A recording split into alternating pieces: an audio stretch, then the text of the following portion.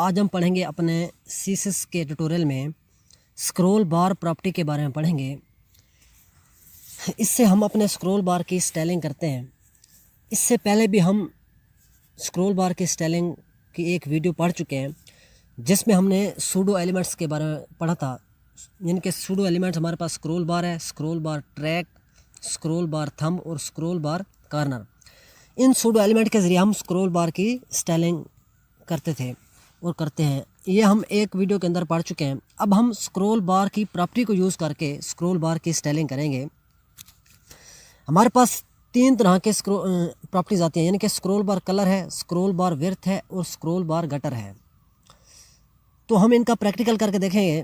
मिसाल के तौर पे पहले क्या करते हैं, हम स्क्रॉल बार कलर को देख लेते हैं। फॉर एग्जांपल हमारे पास एक ब्राउज़र है, अब उसके अंदर स्क्रॉल बार आ रही है। अगर हमने इसका कलर चेंज करना है तो वो कैसे करेंगे, हम लिखेंगे स्क्रॉल बार कलर। अब उसके अंदर हमारे पास दो वैल्यू आती हैं। जो फर्स्ट वैल्यू है वो हमारी होती है स्क्रॉल बार थंब के लिए। स्क्रॉल बार जो थंब है, यानी कि ये जो हमारा ऊपर नीचे ड्रैग करता है, ये जो थंब ऊपर नीचे हम जिसको करते हैं स्क्रॉल को, स्क्रॉल बार करते हैं हम इसको ऊपर नीचे, ये हमारा क्या है, स्क्रॉल बार थंब है। अब जो दूसरी वैल्यू है वो होती है स्क्रॉल बार ट्रैक के लिए। स्क्रॉल बार ट्रैक क्या होता है, जिसके ऊपर हम थंब को ऊपर नीचे स्क्रॉल करते हैं, जो नीचे वाला पार्ट है इसको हम ट्रैक कहते हैं। अब इन दोनों को कलर चेंज करना है तो फर्स्ट वैल्यू में हम थंब का कलर देंगे, तो सेकंड वैल्यू में हम ट्रैक का कलर देंगे। तो कुछ इस तरीके से जाके बनेगा। अब हम क्या करते हैं, इसका हम प्रैक्टिकल करके देखते हैं। मैंने क्या किया हुआ है, एक हमने हेडिंग ली है, अब एक पैराग्राफ लिया हुआ है। इसको सेव करके देख लेते हैं। ये देखें, ये हमारे पास हेडिंग आ रही है और एक डमी पैराग्राफ आ रहा है। अब हमने क्या करना है, हम जो स्क्रॉल बार की जो हम स्टाइलिंग करते हैं वो हम ब्राउज़र के अंदर जो एलिमेंट्स आ रहे होते हैं उनके अंदर कोई स्क्रॉल बार आता है तो उनकी भी कर सकते हैं। हम अपने ब्राउज़र की भी स्क्रॉल बार की स्टाइलिंग कर सकते हैं। ये जो हमारे पास आ रहा है, अगर हमें इसका कलर चेंज करना है तो उसके लिए हमें क्या करना पड़ेगा, उसके लिए हमें अपने पेरेंट टैग जो है इसका बॉडी का, यानी कि HTML टैग्स के अंदर इसकी हम स्टाइलिंग करेंगे, इस प्रॉपर्टी को लगाएंगे। हम यहाँ पे स्टाइल टैग्स ले लेते हैं। मैं क्या करता हूँ, स्टाइल टैग्स लिया। अब इसके अंदर हम क्या करेंगे, HTML टैग्स लेंगे, उसके अंदर अपनी प्रॉपर्टी लगाएंगे। स्क्रॉल बार कलर जो है ये देखें, अब इसमें दो वैल्यू आती हैं। पहले हम क्या करते हैं, पहले मैं कर लेता हूँ, यानी कि रेड कर लेता हूँ, ठीक हो गया। और दूसरी हम कर लेते हैं ग्रीन। इसको मैं थोड़ा सा इस ब्राउज़र को क्लोज़ करता हूँ। अब हम इसको क्या करते हैं, इसको सेव करते हैं। ये देखें, अब हमारे पास जो ब्राउज़र का कलर है वो, उसका जो स्क्रॉल बार का कलर चेंज हो गया। देखा, ये हमारा थंब है और इसके नीचे क्या आ रहा है, ग्रीन आ रहा है। हम इसको, अगर मैं इसको चेंज कर दूँ, मैं इसको येलो कर दूँ, येलो, तो सेव करते हैं। ये देखें, अब ये क्या हो गया है, ये येलो हो गया है। इसको मैं चेंज कर लेता हूँ, इसको मैं ब्लू कर देता हूँ। दूसरी वैल्यू जो है ब्लू, सेव किया। ये देखें, अब ये ब्लू हो गया है। इस तरीके से हम इसके अंदर भी कोई एलिमेंट्स लेके उसका भी कलर चेंज कर सकते हैं। मिसाल के तौर पे मैं क्या करता हूँ, यहाँ पर हम एक डिव टैग्स ले लेते हैं। अब उसके अंदर भी हम क्या करते हैं, पैराग्राफ डाल लेते हैं एक।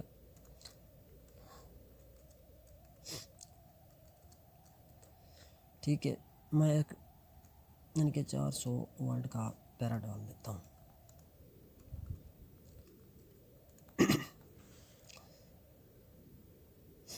अब हम क्या करते हैं, इस डिव की हम स्टाइलिंग कर लेते हैं। यहाँ पे स्टाइल टैग्स के अंदर जाके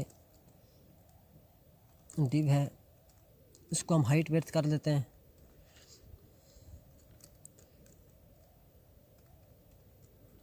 इसकी विड्थ मैं कर देता हूँ 300 पिक्सल एंड इसकी हाइट में कर लेते हैं मैं 300 पिक्सल। ठीक हो गया। और इसको बॉर्डर लगा देते हैं, बॉर्डर 2 पिक्सल सॉलिड येलो या पिंक कलर का मैं इसको बॉर्डर लगा देता हूँ। अब क्या करते हैं, इसको मैं सेव करता हूँ। ये देखें, ये हमारे पास एक डिव आ गया है। इसको मैं थोड़ी सी मार्जिन, ठीक हो गया, मार्जिन दे देते हैं 50 पिक्सल की। ये देखें, ये हमारे पास एक एलिमेंट डिव आ गया है। अब उसके अंदर हमने इतना टेक्स्ट डाला हुआ है। अब जब मैं इसको प्रॉपर्टी दूंगा ओवरफ्लो ऑटो, ये देखें, अब इसमें क्या आ गया है, एक हमारा, मैं ना इसको थोड़ा सा बॉर्डर इसका थोड़ा बड़ा करता हूँ। मैं 5 पिक्सल का इसका बॉर्डर करता हूँ। ये देखें, ये हमारे पास एक डिव है। अब उसके अंदर क्या आ रहा है, इसका कलर मैं रेड करता हूँ, रेड, ताकि हमें साफ नज़र आए। ये देखें, ये हमारे पास एक डिव आ रहा है। अब उसके अंदर जो स्क्रॉल बार आ रही थी, अब उसका कलर भी क्या हो गया है, ब्लू, और जो ट्रैक था उसका कलर ब्लू हो गया है, और उसके अंदर थंब आ रहा था उसका कलर येलो हो गया है। यानी कि हमने क्या किया था, हमने HTML टैग्स के अंदर ये प्रॉपर्टी लगाई थी जो हमारे ब्राउज़र पे जाके लगी है। अब उसके अंदर जो हम एलिमेंट डालेंगे उसका भी स्क्रॉल बार का कलर भी वही हो जाएगा। अगर हम इसका कलर यानी कि चेंज करना चाहते हैं तो हम यहाँ पे एक और प्रॉपर्टी लगा सकते हैं। यानी कि डिव के अंदर हम अपनी प्रॉपर्टी लगाएंगे स्क्रॉल बार कलर। हम यहाँ पे क्या करते हैं, यानी कि मैं करता हूँ जो थंब का कलर है मैं उसको ग्रीन करना चाहता हूँ, और जो हमारा ट्रैक का कलर है वो हम करना चाहते हैं येलो, ठीक है। ये देखें, यानी कि अब हमने उस डिव के अंदर ये प्रॉपर्टी लगाई है स्क्रॉल बार कलर, तो उसका कलर क्या हो गया है, यानी कि जो हमारा ट्रैक था उसका कलर येलो हो गया है, और उसका जो थंब आ रहा था उसका कलर क्या हो गया है, उसका कलर हमारा ग्रीन हो गया है। अब इसके अलावा जो दूसरी प्रॉपर्टी हमारे पास आती है, यानी कि CSS स्क्रॉल बार विड्थ है, यानी कि हमारे पास जो विड्थ आ रही है ये वाली, अगर हमने यानी कि इस विड्थ का क्या करना है, इसको हमने थोड़ा पतला करना है, थिन करना है, या हम इसी तरह रखना चाहते हैं, तो उसके लिए भी हमारे पास आती है, इसकी वैल्यू आती है स्क्रॉल बार विड्थ की जो वैल्यू आती है वो हमारे पास 3 वैल्यू आती हैं। एक है ऑटो, दूसरी है थिन, तीसरी है नन। ऑटो क्या करती है, ऑटो जो बाय डिफ़ॉल्ट हमारे पास जो वैल्यू स्क्रॉल बार की जो विड्थ आ रही है वो वैसे की वैसे रहेगी। थिन में क्या होता है, वो थिन में थोड़ा पतली हो जाएगी। नन में क्या होता है, यानी कि स्क्रॉल बार बिल्कुल ख़त्म हो जाएगा, हमारा हाइड हो जाएगा। तो इसका हम प्रैक्टिकल करके देखते हैं। मैं यहाँ पे क्या करता हूँ, हम अपने इसको भी देख लेते हैं। इसके अंदर मैं लगाता हूँ HTML के अंदर सबसे पहले स्क्रॉल बार विड्थ। इसके हम क्या करते हैं, इसको पहले मैं ऑटो करता हूँ, ऑटो सेव करते हैं। ये देखें, जो वैसे थी वैसे ही आ रही है। इसके अलावा अब हम क्या करते हैं, इसमें थिन करते हैं, थिन। जब मैंने थिन लगाया इसको सेव करते हैं, ये देखें ये बिल्कुल पतली हो गई। हम इसके अंदर भी लगा लेते हैं, हाँ, ओवरफ्लो। हम अपने डिव के अंदर भी लगा के देख लेते हैं। मैं इसमें क्या करता हूँ, स्क्रॉल बार विड्थ,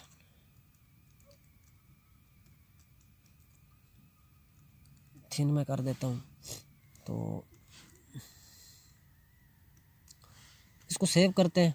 ये देखें, अब ये भी जो है हमारी स्क्रॉल बार पहले से क्या हो गई है, हाफ हो गई है, यानी कि पतली हो गई है। तो अगर हम नन कर दें, मैं यहाँ पे नन कर दूँ, नन, तो सेव करते हैं। ये देखें, अब इसका स्क्रॉल बार जो है वो ख़त्म हो गया है, ठीक है। अब हम इसको अपने माउस जो है उसके व्हील से हम इसको स्क्रॉल कर सकते हैं, ठीक है। इसका स्क्रॉल बार जो है वो हमने नन कर दिया, हाइड कर दिया है। तो अब हम क्या करते हैं, अब इसके बाद जो हमारे पास जो वैल्यू आती हैं, अगर हम एक मिनट मैं इसमें क्या कर देता हूँ, मैं इसमें लगा देता हूँ ऑटो, ऑटो लगाता हूँ, सेव करते हैं। ये देखें अब इसमें जैसे पहले आ रही थी वैसे ही आ रही है। इसमें हमने थिन लगाया हुआ है, अपने ब्राउज़र की जो विड्थ है, स्क्रॉल बार है उसके अंदर हमने इसको हाई इसकी विड्थ को थिन किया हुआ है।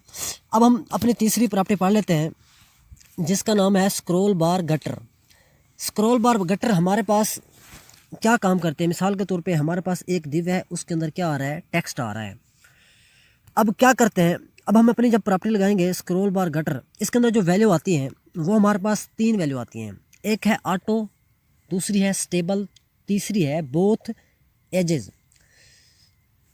जो ऑटो है वो तो बाय डिफ़ॉल्ट है, दूसरी है स्टेबल। जब हम स्टेबल लगाते हैं उसमें क्या होता है, हमारा जो स्क्रॉल बार की जो जगह होती है, यहाँ पे हमारा स्क्रॉल बार आता है राइट साइड पे, हमें एक स्पेस मिलता है।